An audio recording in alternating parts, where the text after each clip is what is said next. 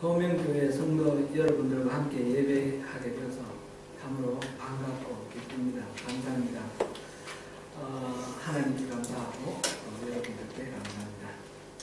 오늘 설교 제목을 여기서 7절 말씀, 오늘 너희가 그의 음성을 듣거든 이라는 말씀을 따서 제가 제목을 정했습니다. 여러분, 하나님의 음성 들어보셨습니까? 들어보셨습니까? 네. 들어보기를 사모하십니까? 네. 사실 요즘 하나님 음성 듣는다 그러면 좀 많이 혼란과 오해가 있어서 거북스러울 때가 있습니다. 2014년에 한국에서 미국에서 온 어떤 여자 전도사라고 자칭하는 사람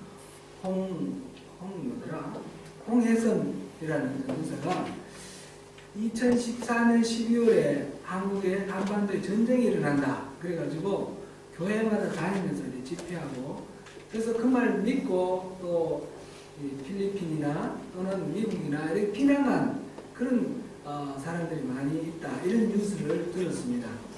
하나님의 음성을 들었다는 거죠. 하나님의 음성을 듣는다는 것은 이렇게 황당하고 허황된 주장을 하는 그런 결과를 초래하기도 합니다. 경우에 따라서는 자기 주장이 옳다라는 것을 강조하기 위해서 내가 하나님 음성 들었어 이렇게 말하기도 합니다. 그래서 어떤 교단에서는 하나님 음성 듣는다는 말 쓰지 못하게 그렇게 금지하기도 합니다. 하나님의 뜻이 무엇인지 분별했다 이러면 충분하지 않느냐, 그런 의견이죠. 근데 사실은 하나님의 음성을 듣는다라는 말을 하나님 뜻을 분별한다 이 정도로 해가지고는 미흡합니다. 왜냐하면 하나님은 살아계시기 때문에 그렇습니다. 하나님 뜻은 죽은 사람의 뜻을 유수를 통해서 알 수가 있잖아요. 그런 식으로 하나님 뜻을 우리가 아는 것이 아니고 살아계신 하나님이 말씀하실 때 우리 듣는다는 거죠. 근데 이것을 너무 신비하게 생각을 하니까 자꾸 문제가 생깁니다. 우리 성경을 읽을 때 어떤 말씀이 우리 마음에 부딪힐 때가 있습니다. 이게 하나님이 나에게 지금 주시는 말씀이구나. 기도할 때 하나님이 어떤 말씀, 저에게, 우리 기도하는 자에게 어떤 결단을 요청하는 그런 경우가 있죠. 그리고 설교 말씀 들을 때도 있고 또 성경 공부할 때도 그렇게 듣기도 합니다. 경우에 따라서 환상이나 꿈 이런 걸 통해서 하나님이 말씀하실 때도 있지만 너무 신비하게 생각하면 하나님 말씀 듣는다는 자체를 거부하게 되기 때문에 그렇게 생각하지 마시고 자연스럽게 하나님이 우리에게 뭔가 메시지를 전해주시는 것을 그렇게 이해를 하면 되겠습니다. 오늘 본문 7절에서 보면 오늘 너희가 그의 음성을 듣거든 이렇게 말을 하고 있는데, 이 말은 하나님의 백성은 일상적으로 하나님의 음성을 듣는다라는 것을 전제로 하고 있습니다. 여러분, 하나님의 음성을 듣는다라고 이 성경에서 전제하고 여러분 오늘 이 말씀 듣기를 원합니다. 아멘. 문제는 하나님의 음성을 듣느냐 듣지 않느냐, 들을 수 있느냐 들을 수 없느냐, 이것이 문제가 아니고 들었을 때 우리가 어떻게 반응하느냐, 이것이 문제라는 것입니다.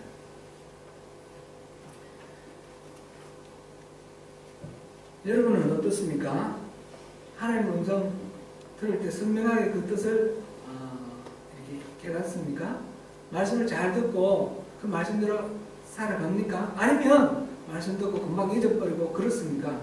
아무튼 우리가 하나님의 음성 들을 때 어떻게 해야 되는지 한번 지금 아주 꼼꼼하게 오늘 이 말씀을 생각하면서 우리 삶 속에 한번 적용해 보면 좋겠습니다.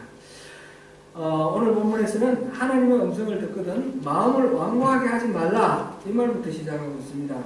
7절 8절 요점을 뽑아보면 말씀 들을 때 우리 마음을 완고하게 하지 말라 그렇습니다. 완고하다는 말은 우리 국어사전에 보니까 융통성이 없고 고집이 세다 이렇게 됐습니다. 여러분 가운데 혹시 제가 읽은 이 완고하다는 말 말고 이전에 있던 개혁한글 성경 갖고 계신 분은 이 부분이 강팍하다 이렇게 표현되어 있는 걸 보겠습니다. 볼 수 있습니다. 강팍하다라는 말도 성격이 까다롭고 고집이 세다 이런 뜻입니다. 그러니까 하나님 말씀 들었을 때 마음을 완고하게 또는 강팍하게 한다는 말은 자기 고집을 세우고 자기 주장을 붙들고 하나님 말씀을 잘 듣지 않는다 그런 뜻이죠.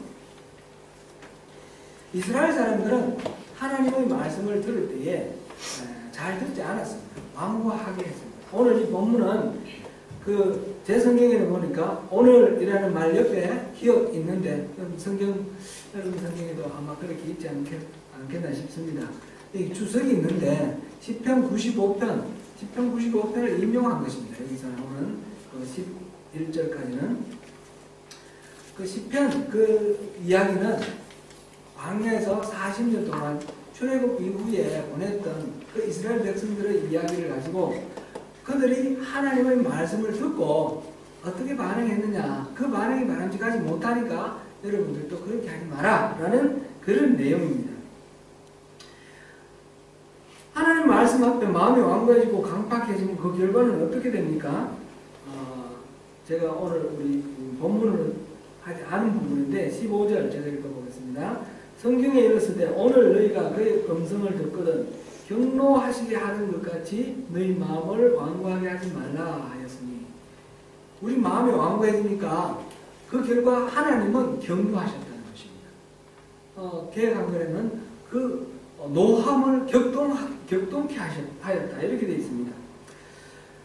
이스라엘 사람들은 하나님의 음성을 들었지만 그 하나님의 음성을 들었는 것이 결과적으로 하나님께는 노를 격동케 하는, 하나님의 화가 자꾸 이렇게 커져나가는 그런 터져나오는 그런 결과가 되었다는 것입니다. 하나님 음성 듣기를 우리는 소원합니다. 근데 하나님 음성 듣는데 그 결과가 하나님의 화를 듣고 보면 어떻게 되겠습니까? 하나님 음성 안 듣는 게 낫죠, 차라리. 그죠? 그래서 하나님 음성 들을 때 어떻게 듣느냐가 중요한 것입니다.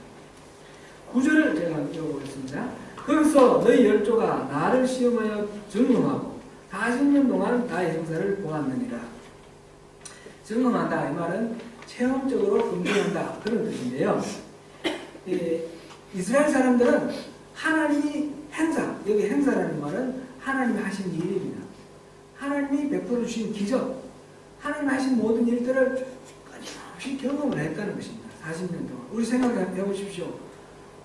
홍해가 갈라졌죠. 그 말의 썰물이 단물이 되었죠. 머리바 그 반석이 깨어져서 거기서 물이 솟아났죠. 날아가는 메추라기가 떨어져서 고기를 입에 질리도록 그렇게 고기를 먹게 해주셨죠. 그뿐이 아닙니다. 매일매일 만나가 내려왔습니다. 아침에는 구름 기둥, 밤에는 불 기둥이 단 1초도 떠나지 아니하고 그대로 항상 계셨습니다. 40년 동안 이스라엘 사람들은 항상 하나님이 살아계심을 보았고 그것을 경험하였습니다. 그런데 이 사람들은 항상 하나님을 테스트했습니다. 시험했습니다. 이 경우에 하나님이 어떻게 반응하시나?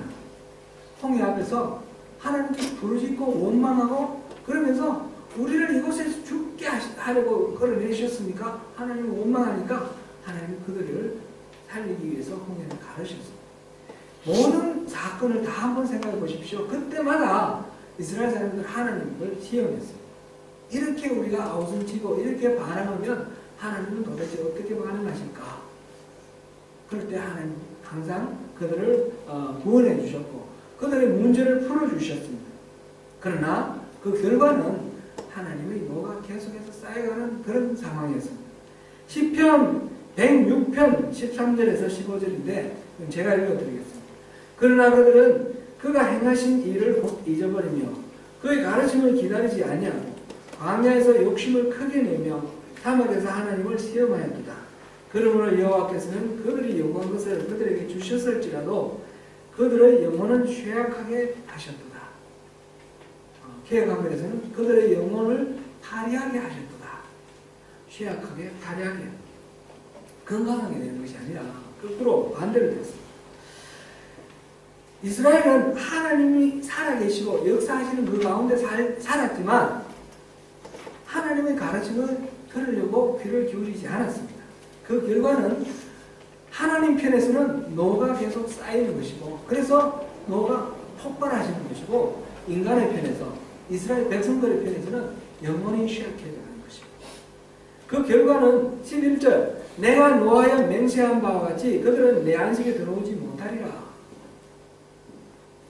하나님의 안식에 들어갈 수 없는 결과입니다. 여러분 기도할 때 하나님이 응답해 주십니까?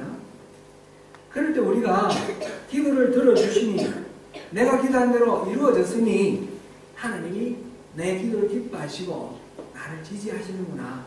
이렇게 우리가 쉽게 결론을 내리는데 사실 그것은 오해일 수가 있다는 것을 우리 기억해야 됩니다.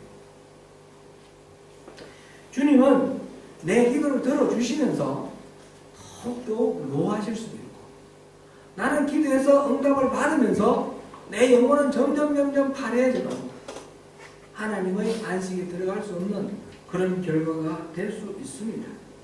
하나님 음성 듣고 기도하고 응답 받았는데 결과는 하나님이 경노하시고 우리의 영혼은 파래해지고 그 가운데 뭐가 있었습니까? 마음이 완고해지고 마음이 강팍해졌다는 게 들어있습니다.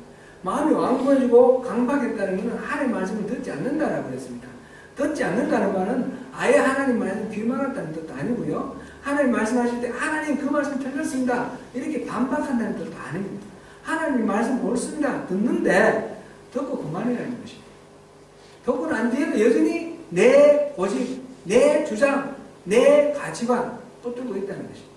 그래서 하나님 이거 들어주세요. 이거 이루어주세요. 내가 원하는 것은 계속해서 하나님한테 들이밀 때에 하나님은 그 기도를 들어주시지만 결과는 뭡니까?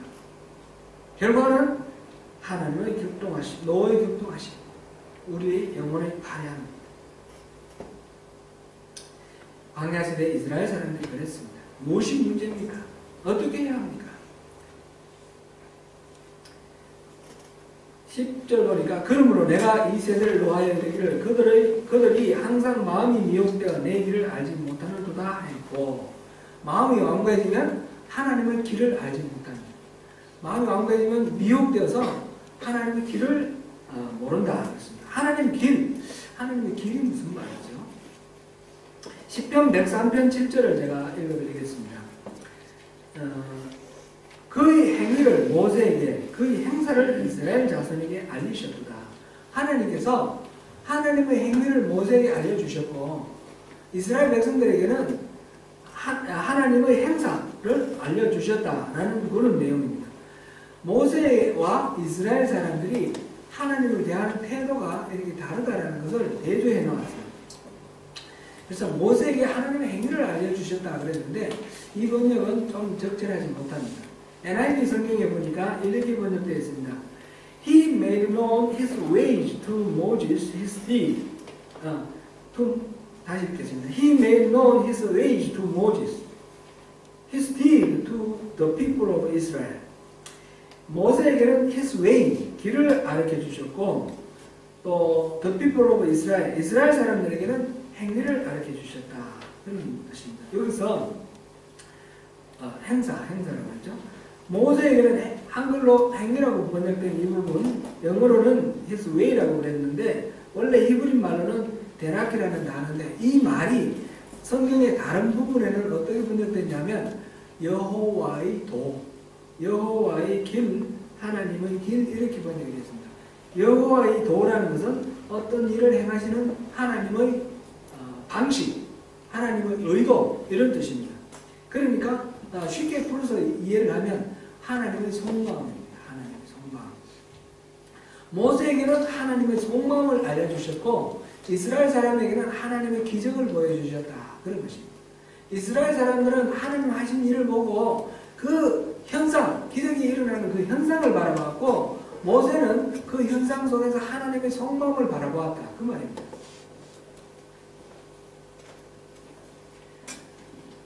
하나님의 속마음을 보지 못하고 현상만 본 이스라엘 사람들은 하나님을 더욱 화나게 했습니다. 그러나 모세는 그 현상 속에 담겨져 있는 하나님의 속마음을 보았기 때문에 하나님을 기쁘게 해드렸습니다. 이 부분 이것이 우리 말하는 우리 신앙의 핵심이라고 할 수 있습니다.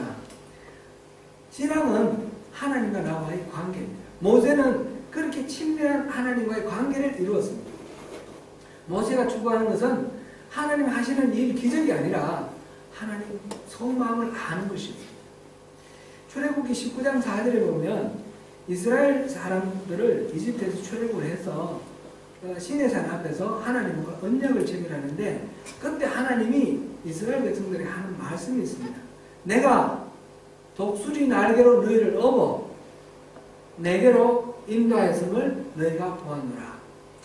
하나님이 이스라엘 백성들을 출애굽시켜서 이끌고 가시고 싶으셨던 하나님의 인도하신 그 목적지가 어디 있느냐 하면 우리 흔히 생각하기에 하나님은 가나안 땅으로 데리고 가고 싶어 하셨다 이렇게 생각하는데 물론 가나안 땅 데리고 가시지만 하나님의 마음은 가나안 땅이 아닙니다. 하나님의 마음은 하나님 자신입니다. 하나님이 모세를 통해서 그 바로에게 계속해서 내 백성을 해방시키라 라고 말씀하실 때에 그때 하나님이 이유를 대십니다. 왜 이들을 해방시켜야 되냐면 이들이 광야에서 나를 섬길 것이다. 이 말씀을 계속해서 하게 하십니다. 바로에게 말할 때마다 이 백성이 나를 섬길 것이다. 하나님을 섬기게 하기 위해서 이스라엘을 출애굽시키신 것입니다. 나중에 이스라엘 백성들이 모세가 시내산에 올라가서 하나님께 이 계명을 받고 그다음에 성막의 설계를 받는 동안에 40일 동안 내려오지 않으니까 황금송아지를 만들었죠. 황금송아지를 만들어 놓고 그 황금송아지가 이집트에서 우리를 이끌어내신 그 여호와 하나님이다. 그러면서 거기서 제사를 지냈습니다. 바로 하나님이 그 바로 직전에 이스라엘 사람하고 약속했는 그 10계명이 가장 핵심적인 거 우상을 숭배하지 말라 그랬는데 하나님의 그 명령을 어기고 우상을 만들어서 그것을 숭배한 것입니다. 하나님이 모세에게 이들을 다 죽여버리고 이제 너랑 나랑 새로 시작하자. 다시 시작하자. 이렇게 말씀하셨을 때 모세가 한 말이 하나님 차라리 그때 하나님이 모세에게 뭐라고 말씀하셨냐면 내가 가나안 땅에 있는 7 부족을 청소하고 깨끗하게 하고 너희 조상들에게 약속했던 가나안 땅을 줄 테니까 제가 죄송합니다. 하나 잊어버렸어요.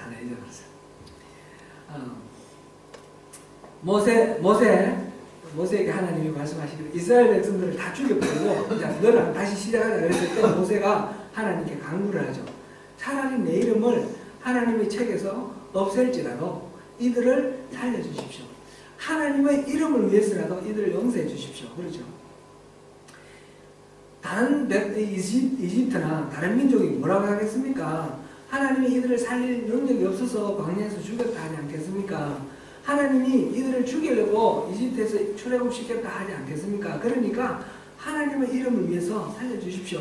그랬더니 하나님이 겨우 운이 불려서 그래 살려줄게. 그러면서 하시는 말씀이 내가 너희 조상들과 그 가나안 땅 주겠다고 그랬으니까 젖과 꿀이 흐르는 가나안 땅 주겠다고 약속했으니까 거기에 있는 7 부족을 청소하고 내가 너희들을 보내야겠다. 그러니까 올라가라. 그런데 나는 가지 않겠다. 그렇게 말씀하셔요. 그럴 때 모세가 뭐라고 말씀드렸냐면 하나님이 함께 가시지 아니하시려거든 우리도 올려보내지 마십시오. 우리가 여기가 차라리 낫습니다. 여기는 어디입니까? 광야입니다. 광야. 그죠? 하나님이 함께 하시면 광야가 차라리 낫다는 것입니다. 하나님이 안 계시면 젖과 꿀이 흐르는 땅, 가나안 땅 아무 소용이 없다는 것입니다. 모세는 하나님을 이렇게 축을 했기 때문에 하나님은 이 모세에게 모든 마음을 다 주시고 모세를 친구처럼 생각해 주셨습니다. 그래서 모세에게는 하나님의 속마음, 길, His way를 보여주셨습니다. 반면에 이스라엘 백성들은 40년 동안 끊임없이 베풀어 주신 그 기적을 체험을 했지만 결과적으로 하나님의 노를 격동하게 했습니다. 하나님은 모세에게 그렇게 하셨던 것처럼 오늘날 이 성경을 읽고 있는 우리, 바로 우리들에게도 친구가 되기를 원하십니다. 하나님 자신이 친구 되기를 원하시고 우리가 하나님의 친구 되기를 원하십니다. 요한복음 15장 15절에 이렇게 말씀하셨습니다. 이제부터는 너희를 종이라 하지 아니하리니 종은 주인이 하는 것을 알지 못하니라. 너희를 친구라 하였노니 내가 내 아버지께 들은 것을 다 너희에게 알게 하였습니다. 예수님은 우리를 친구라고 불러주십니다. 뿐만 아니라 에베소서에 보면, 에베소서는 교회에 관한 이야기인데, 교회는 바로 믿는 성도들이죠. 믿는 성도들에게 창세 이전부터 갖고 계신 하나님의 경륜, 하나님의 비밀을 알려줬다. 그렇게 말씀하십니다. 천사보다 먼저 교회에 하나님의 비밀을 알려줬습니다. 그것이 바로 십자가의 구원의 도인데, 그것을 우리에게 알려주시면서 우리를 친구 삼기를 원하시는 것입니다. 사랑하는 성도 여러분, 열심히 교회 다니는 것은 매우 중요합니다. 주일 성수하는 건 매우 중요합니다. 그러나 거기에 머물러서는 안 됩니다. 성경 공부 열심히 해서 하나님에 관한 지식을 많이 하는 것 매우 중요합니다. 그러나 하나님에 관한 지식으로는 부족합니다. 하나님을 아는 지식, 하나님과 속속들이 아는 그런 관계, 부부가 같이 살면서 서로를 아는 것처럼 말하지 않아도 지금 뭘 생각하는지 알 수 있는 그런 것처럼 하나님이 진짜 어떤 분이신지, 그분의 성품을 알고 하나님이 진정 나에게 뭘 원하시는지, 하나님이 바라시는 속마음, 그것을 알고 하나님 그분을 신뢰해서 우리의 인생을 그 믿을 만한 하나님 그분에게 맡겨드리는 것, 우리의 주권을 포기하고 우리의 인생을 하나님께 맡기는 것, 그것이 신앙입니다. 그렇기 때문에 신앙은 열심히 기도해서 응답받는 것이 아닙니다. 신앙은 근본적으로 하나님과의 관계입니다. 친밀한 사랑의 관계 속에서 하나님과 친구 되는 것입니다. 그 다음에 하나님의 속마음을 알고 하나님 기뻐하신 일을 우리가 자연스럽게 하는 것이죠. 그래서 관계가 우선이고 그 다음에 사역입니다. 이 관계가 우선되지 않은 하나님이 일한다는 것은 열심히 일하고 난 뒤에 하나님이 노를 쌓는 결과가 될 수도 있고요. 하나님하고 전혀 상관없는, 내가 너를 전혀 모른다라고 그런 반응, 하나님으로부터 반응을 받을 수가 있습니다. 관계가 우선입니다. 하나님과의 친밀한 관계. 사랑하는 성도 여러분, 저는 여러분이 누구나 이렇게 주님과 친밀한 관계 맺기를 갈망하고 또 바라고 계시는 줄 믿습니다. 주님의 임재 속에서 예배하기를 원하고 주님의 동행하심을 원하는 줄 믿습니다. 살아있는 모든 순간 주님과 함께하기를 바라시는 그런 간절함으로 주님께 기도하면서 나아가고 또 말씀 듣고 배우는 그런 중에 계신다라고 저는 믿습니다. 우리의 삶의 모든 현장이 그렇게 주님이 동행하심이 선명하게 느껴지는 주님 임재 속에 살아가는 그런 우리 매일매일의 삶이 되면 좋겠습니다. 마틴 로이드 존스라는 영국의 유명한 설교가가 있습니다. 여러분도 아실 텐데요. 그분의 마지막 설교 내용이 기독교는 그리스도를 본받는 종교가 아닙니다 라고 그렇게 했습니다. 이것이 인터넷에 보면요, 이것도 아직 지금도 많은 이렇게 댓글들이 올라와 있고요, 논란이 되고 있습니다. 기독교 신앙은 이 마틴 로이드 존스 이분이 하신 말씀 의미를 우리 잘 생각해야 되는데, 기독교 신앙은 성경을 잘 연구를 해서 성경 속에 나오는 여러 가지 도덕 윤리를 우리 삶 속에 실천하는 것, 그런 것이 아니라는 것입니다. 예수님이 어떤 분이신지 잘 배워서 열심히 노력해서 예수님처럼 닮아가는 것, 그런 것이 아니라는 것입니다. 그러면 뭡니까? 기독교는 예수님 닮아가는 거 아닙니까? 그렇지 않다는 것입니다. 우리는 예수님을 닮아갈 만한 그런 자질도 없고, 우리 노력해봐야 그럴 가능성도 없습니다. 우리는 본질적으로 죄인입니다. 하나님이신 예수님 똑같아질 수가 없습니다. 근본적으로 안 됩니다. 기독교 신앙이라는 것은 우리가 노력해서 주님을 닮아가는 것이 아니라 그냥 우리는 주님이 붙어 있는 것입니다. 요한복음 15장 4절에서 그렇게 말씀하셨어요. 우리가 포도나무 가지가 나무에 붙어 있으므로 열매를 맺는 것 같이 우리가 예수님 안에 있을 때 많은 열매를 맺고 그 예수님으로부터 떨어지면 우리는 아무것도 이루지 못한다 하는 것이 예수님이 우리에게 가르쳐 주신 말씀, 진리입니다. 그러면 우리가 어떻게 해야 하나님 안에 있는 하나님과 하나님이 붙어 있는 이런 친밀한 관계를 이룰 수 있습니까? 우리가 하나님 친하기를 원합니다. 이렇게만 말해가지고 되는 겁니까? 그렇게 말았으면 되는 것입니까? 시편 25편 14절에 한 가지 답이 나와 있습니다. 여호와의 친밀하심이 그를 경외하는 자들에게 있으며 그의 언약을 그들에게 보이시리로다. 여호와를 경외하는 것이 바로 하나님과 친밀해 있는 그런 방법이다라는 것입니다. 경외라는 말이 무슨 말입니까? 경외는 공경할 경자, 두려워할 외자, 영어로는 fear, 두려워하다, 그렇게 번역되어 있습니다. 그런데 단순한 두려움은 아닙니다. 어떤 사람들은 하나님이 내가 생각하고 있는 모든 생각을 알고 내가 저지르는 모든 죄를 다 안다는 것이 너무너무 두려워서 하나님 믿기 싫어하고 하나님으로부터 도망가고 싶어요. 이런 두려움은 아닙니다. 마귀가 주는 두려움도 있습니다. 무당들 보면요, 자기들 하고 싶지 않은데 하지 않으면 병나고 이래가지고 어쩔 수 없이 한다 이런 얘기 있지 않습니까? 이것처럼 예수를 믿는데도 무슨 우환이 있을까봐, 무슨 문제가 있을까봐, 그래서 예수를 믿는 사람들이 또 사실 많이 있습니다. 물론 동기로서는 괜찮습니다만 그런 식으로 신앙생활하는 것은 그거는 옳지 않습니다. 그것은 그 두려움은 마귀가 주는 두려움입니다.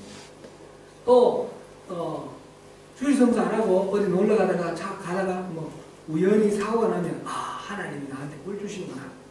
11조 안 하면 사업이 망하는구나. 이리 무서워서 종교적 두려움 때문에 또 신앙생활을 하는 경우도 있습니다.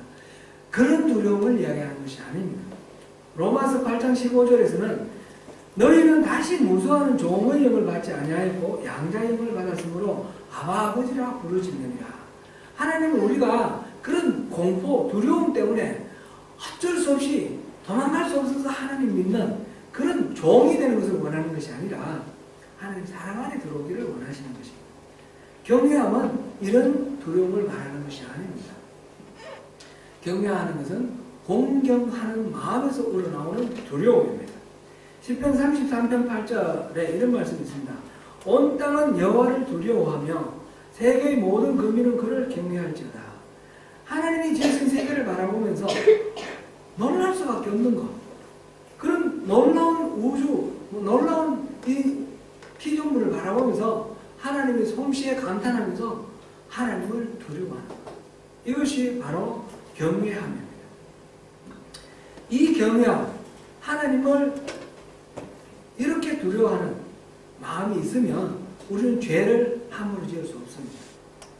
그리고 사람을 두려워하지 않게 됩니다. 오직 하나님만 두려워하게 되기 때문에 우리는 모든 관계에 매이면서 얽히면서 자유하게 됩니다. 고린도후서 7장 1절에 이런 말씀이 있습니다. 그런즉 사랑하는 자들아, 이 약속을 가진 우리는 하나님을 두려워하는 가운데서 거룩함을 온전히 이루어 육과 영의 온갖 더러운 것에서 자신을 깨끗하게 하자. 우리가 하나님을 두려워하는 가운데 거룩함을 이루고 우리가 온전해질 수 있다는 그런 말씀입니다. 하나님과의 이 친밀함, 하나님을 대한 이 경외함, 이 친밀함과 경외함은 하나입니다. 이 경외함이 없이는 친밀함이 있을 수가 없고, 친밀함이 없는 경외함, 이거는 하나님을 멀리하는 그런 두려움이 될 수밖에 없습니다. 친밀함과 경외함, 이것이 함께 있어야 됩니다. 이것을 이렇게 생각해 보면 우리 이해하기 쉬울 것 같습니다. 왕이 어릴 때에 혼자 자라지 않지 않습니까? 친구가 있습니다. 대신의 아들이라든지 친구로 누구를 짝지어줘서 같이 놀면서 자랐는데 이 왕자가 나중에 왕이 되었습니다. 어릴 때 친구 때는 뭐 장난도 치고 뭐 때리고 뭐 이렇게 하지만 그러나 어른이 되어서 왕이 되었는데 친구라고 야, 자 하고 함부로 대하면 이 왕과 신하의 관계가 친밀한 그런 관계가 될 수 있습니까? 신하가 왕을 친구로 대해서 함부로 대하면 그는 그런 관계는 깨어지고 맙니다. 그렇다고 해서 이 신하가 정말 친한 친구인데 신하고 왕이기 때문에 하고 싶은 말 못하고 거리감만 갖고 있다 그러면 이 왕은 더 이상 이 친구가 필요 없어지는 것입니다. 경외함과 친밀함은 바로 이렇게 하나님과 우리의 친밀함이 있음과 동시에 하나님을 경외하는 것이 동시에 있을 때 그 관계가 온전해지는 것입니다. 광야에서 40년 동안 보냈던 이스라엘 백성들은 이 경외함이 없었습니다. 하나님 말씀을 들었는데 경외함이 없었습니다. 그래서 하나님이 노를 격동시켰습니다.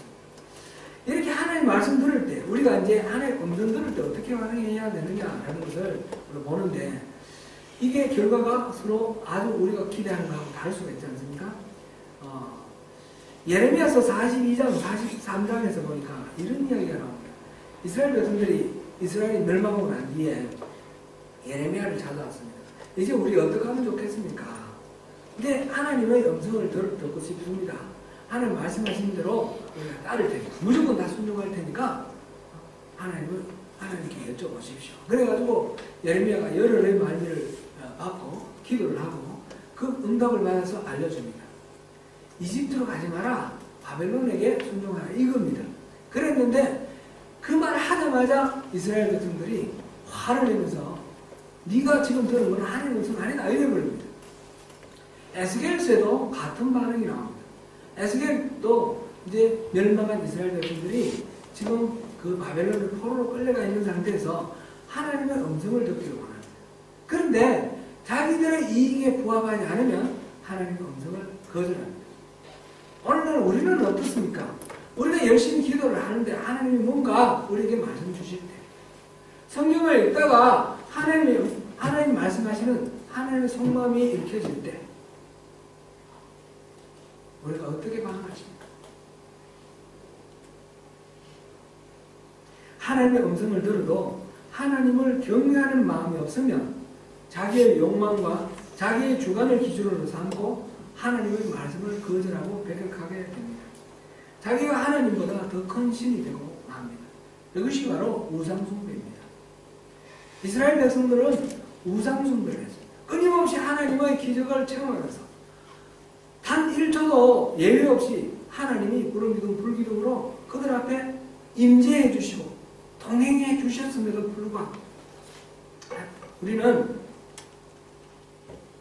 하나님의 임재를 구하고 하나님의 음성 듣기를 사모하고 하나님이 내 삶 모든 부분에 동행하기를 원하는데 그것이 전부 아니라는 것입니다. 그 모든 과정이 하나님의 경외함이 함께하지 않으면 그것은 우리를 더 좋지 않은 결과로 이끌어갑니다. 신앙은 하나님을 잘 믿고 잘 섬겨서 하나님을 감동시켜서 내 바른 신앙을 보고 내 바른 삶을 보고 하나님이 감동되어서 내가 소원하는 모든 것들을 이루어주시고 내가 부닥쳐 있는 이 문제를 해결해 주시고 그렇게 하는 것이 신앙이 아닙니다. 그것은 주인이 누굽니까? 내가 주인입니다. 주여 주여 하지만 결국 하나님은 내 소원을 풀어주고 내 문제를 풀어주는 노예에 불과한 것입니다. 주님을 종으로 삼는 것입니다. 이것이 우상숭배입니다. 신앙은 거꾸로입니다. 자기를 부인하는 것입니다. 십자가를 지고 자기가 죽는 것입니다. 하나님의 음성을 들을 때에 경외함으로 하나님의 음성을 듣는다는 것은 자기를 부인하고 번제처럼 자기를 태워 올려드리고 나에게 말씀하시는 하나님의 음성 앞에 순종하는 것입니다. 순복하는 것입니다. 그래서 하나님이 내 안에 들어오셔서 내 삶의 주인이 되시고 내 삶의 모든 영역에서 내 뜻을 꺾으시고 나를 이끌어 가시는 그것이 참된 신앙입니다. 우리가 두려워할 것은 믿지 않는 악한 악한 마음을 품어서 믿지 않는 악심을 품어서 살아계신 하나님에게서 떨어질까 조심하라. 하나님에게서 떨어지는 것을 우리가 두려워해야 되는 것입니다.